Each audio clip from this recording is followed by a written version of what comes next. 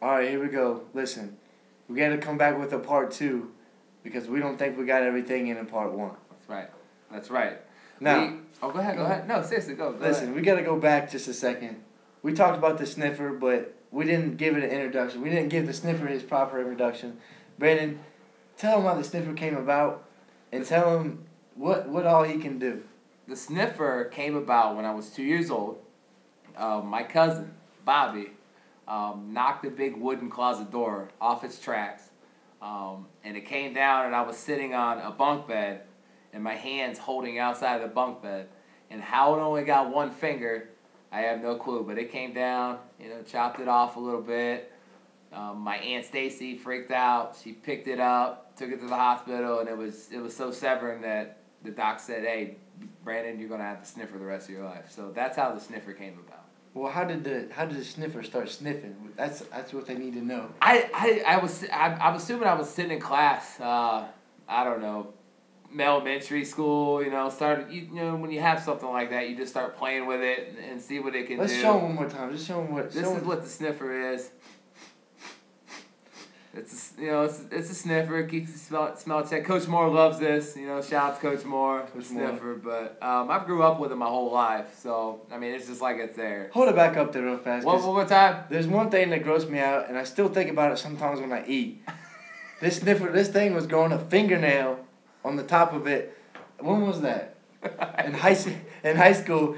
He had to clip the fingernail on the end of the sniffer. How does that happen? I don't know, but it's got a nice little callus on it right now. I try to keep it lotioned up every now and then. Listen, Dr. Anderson, Dr. Neuhauser, whichever doctor did that, if we could ever get the missing part to the finger back. Yeah, I'd like to have 10 fingers. He'd like to have 10 fingers because right now he uses that sniffer in a wrestling move. Gouge the eye. He gouges the eye. Gouge the eye. That's my secret move, right? A lot of people in Kenton have been sniffed before because Brandon puts you in a headlock and he gives you the sniffer, puts that in your eye. That's right. Shout out to Coach Moore though. Brandon, what's another thing about you, or some other things about you that people just don't know? I think misconception every now and then. I mean, like I said earlier, I've gone through some hard times and stuff, and usually when you get a label on you, it's hard to get off. So. I've changed, man. I've been a changed man. I've changed my ways. I guess that's the number one thing, and it's the reason where I'm at today. Also, loss of my grandfather, 2008, 5 days before Christmas, 6 days before Christmas. A lot of that stuff can change a man. So, I know he wanted me to go back to school. And your dad's been a big supporter. He's sort of like said, he's not gonna let me fail. My grandpa always wanted me to go to school, get an education, play football, so that's what I'm doing. So, like I said before, I wouldn't change anything that's happened, because it's made me who I am today. So. Now, Brandon's been through a lot in his life, and Brandon, if you just look down a little bit, just look. See, he's starting to lose his hair on the sides. Oh, okay. Part of that's getting older, and part of that is just the things he's been going through. Now, I broke my leg my freshman year. I went through a lot of trauma. Yes, you did. Lost my girlfriend through the broken leg. I wasn't playing, so she left you. She went for somebody else. We'll talk about the other thing. But anyway, I started getting a little bit of gray hair in the back of my head. So I wasn't going to put him out like that, though. He wasn't putting me out there. I put him out. I put myself out. Okay. Where are you? So my junior year state championship game, the first state championship game, I knew it was going to be on TV.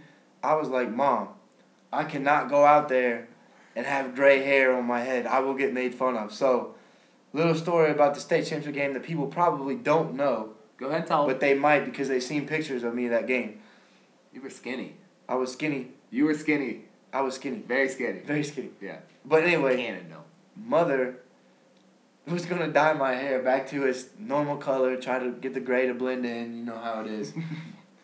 My hair looked like the color of the board behind us. And everybody wanted to ask me, they were like, when I got back, there's like, Mauk, man, you look kind of like you got red hair. I was like, no, it's just a TV. But in reality, for those of you that didn't know, the red hair, the orangish hair, was from my mom trying to make it look a normal color due to the stress in my life. Hey, and I like to give a shout out to Gwen Mauk Ben's mom. My jersey was yellow. My senior year, my away jersey, and she did everything. She OxyCleaned that thing for me. And it turned out to be a little bit white, but I gotta give a shout out to her for that, and I do thank you for that. Thank you very much. Going back to the state championship game, not the only jersey that was messed up that game. If you remember Nick Parr's jersey, Yeah. the red on his neck kind of bled into his white. He had a pink jersey for the state championship game. Now, if you remember the following year, 2002, we got new uniforms, probably due to all the problems in the state championship game being on TV. People say, hey, we need to get more money for the uniform. So I wish I'd have got a new uniform. Yeah. Especially now, they get lucky and play with Under Armour stuff now. So yeah, I'd like to think we contributed to that. But Buddy Parr, back to Buddy Parr. Buddy Parr. I don't know if I said this in the first time, but Buddy Parr, you need to start hanging out with your Raider friends again. I've been hanging out with Raider friends. You have not been around. Buddy Parr, meet up with your Raider friends. Get with them. They miss you. They want to see you. And stop studying all the time. It's good for you, but you need to get out and see your Raider friends again. That's exactly right. And come to a Commandos game. I want to see your national championship rings you got too, Buddy Parr.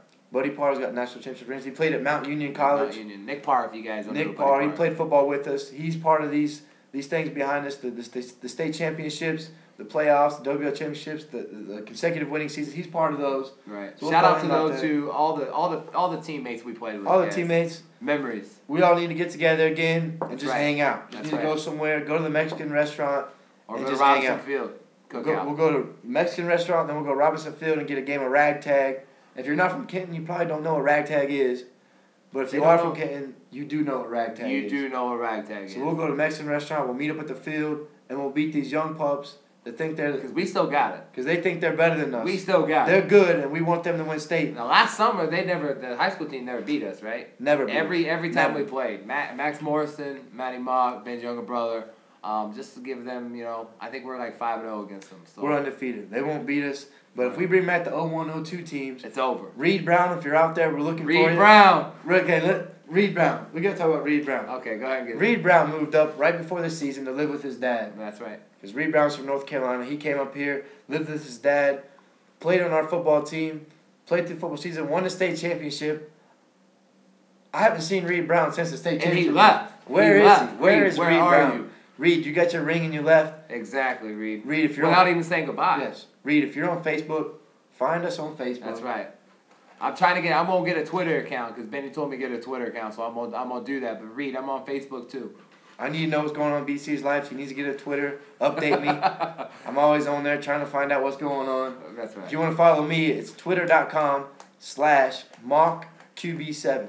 And just look me up on Facebook, Brandon Cornell. Brandon Cornell. I usually like to leave you guys little quotes in there. So just keep supporting us, both of us. We got some good things going on right now. So I think one of the best things about being from Kenton is you wear that with you wherever you go. When I was playing at Wake Forest, anytime I was down or I felt like I didn't have anything to play for, I knew I could always think back to the people in Kenton and knew I was playing for them. So Wake Forest, Cincinnati. When I was up in Canada, when I'm playing arena football now for the Cincinnati Commandos. Right. I'm playing for the people from Kenton. I'm playing for the little kids because someday they're gonna be in my shoes, and I want them to be successful as possible. Now last night I had one of my great turnout. One of my former students from Westview, Mitchell Jennings. Mitchell Jennings showed up. Mitchell Jennings came up to me after the game and gave me a box of chocolates from Valentine's Day because he didn't get to see me. Oh, so, Mitch, you good guy. I'm telling you, these kids they're gonna be state champions someday when they get up there. Hey, last night I was very, very. I mean, I was shocked, but more or less I wasn't surprised. I mean, I was shocked but surprised, because I expect that out of our Kenton fans. Last night, Benny played in Marion. Great support from the Kenton fans. When you looked in the stands, all you seen was red. All red. Yeah. That's what I told him. I said, you're going to see a lot of red, and I was very proud. It's good to play there. Hey, you guys be coming to Findlay, though. Yes. Findlay Come this watch fall. Brandon Findlay play It'll in be the a great fall. year. I'm going. You guys are going. It's going to be a fun atmosphere, fun environment. Sorry I didn't play better last night, but we got the win. That's It's all that matters. Win's a win. 7-0? 7-0. Next two home games, next two Saturdays at 7:30, playing Cincinnati. And hopefully see some people there. Try to get you in football this time. Yep. Yeah, and like I said, support him, support us. We got to wrap it up around here. I'd like to thank Benny for having me on the show. And thank you guys for being there for both of us. Here we are, signing off. Mauk plus BC equals 6 or 9.5. See you later.